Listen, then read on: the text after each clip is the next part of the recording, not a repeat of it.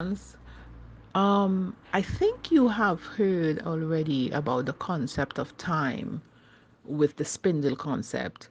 Okay, right now we look at time like it is a long piece of string.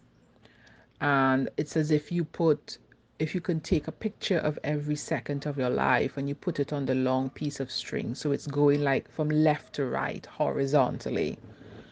So that's a linear concept of time. And the spindle concept of time, it's going vertically.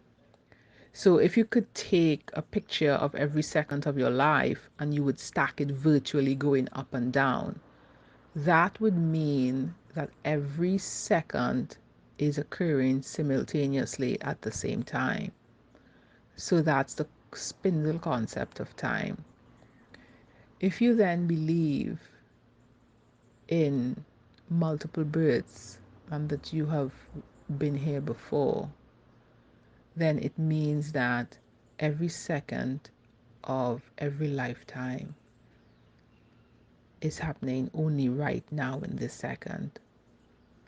The only reason it looks like it's happening horizontally, the linear concept of time, is because that's a consciousness issue, that our mind deals with it that way, to make sense of it, basically, our human mind.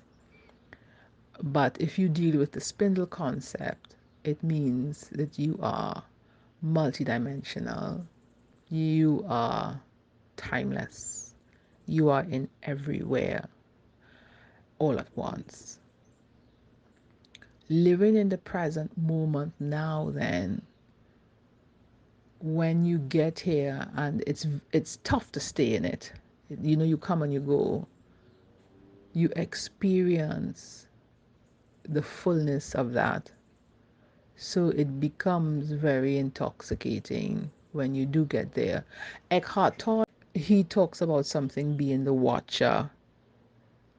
And basically, all of these existences of you through time are experiences that you are having. But these experiences aren't you. There's another you outside who's watching you have all of these experiences, which is the supreme consciousness. You as supreme consciousness.